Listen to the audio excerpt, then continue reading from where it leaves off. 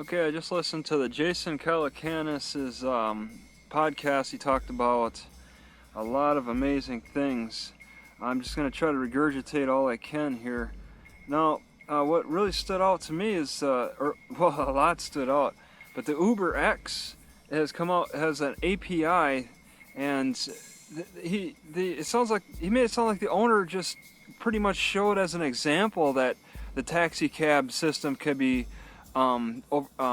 overtaken by this app. Uber can be used for a lot of other delivery types of services, and it's just the basic API. It's like the bigger picture of what an app like Uber can do. And I mean, we can kind of see that with Instacart and the Airbnb and stuff. Maybe Uber's got a better system set up, and he's just showing as an example that taxis can be used for that.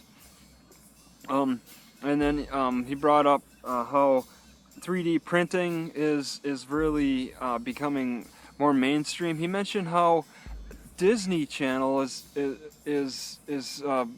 putting out like plans for kids to print their own toys, their own type of Disney toys on their 3D printers. That's interesting. A company could control what you print, as long as you pay for the plans or something like that. That's quite a concept. And then he mentioned all the other types of 3D printer stuff like the Shapeways, and that's based out of New York, and how they grew.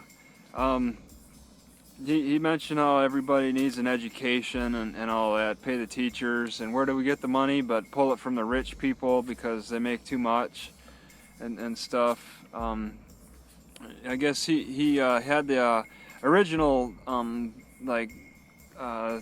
ideal that, you know, when you get rich you don't have to pay back, but some things, social events have kind of opened his eyes up. He's 43, and he's reaching that age. You know, you're middle age. You start thinking about how you have to give back. Well, it takes some social moments that'll really give you a different perspective on things. And apparently, this Occupy Wall Street movement that happened a couple of years ago, it opened his eyes up, along with a lot of other people that he's talked with over the years. Apparently, he talks to 100 people each year for his podcast, and they're really fascinating. They got an edge to them that's a little bit better than Entrepreneur on Fire. Entrepreneur on Fire it seems so canned to me. This one, he really seems to speak from the gut and a lot from the heart too. But this Occupy Wall Street seemed to have changed his mind a little bit, because he mentioned, and I mean that'd be a heck of a social issue to start, but having 1,000 people camp in front of a rich person's house and do that maybe once each day or week or whatever, that really gets the rich person's attention, and they'll want to spend that problem away and to make it go away. That's quite a concept. I mean, if there are enough poor people, they can gather up their resources together and then focus their bodies on certain social issues that can make change and gratification. He seems focused on nuclear technology to provide energy, and that'll really help with a lot of issues. Food is an energy. Nuclear technology can help with the harvesting of it and all that.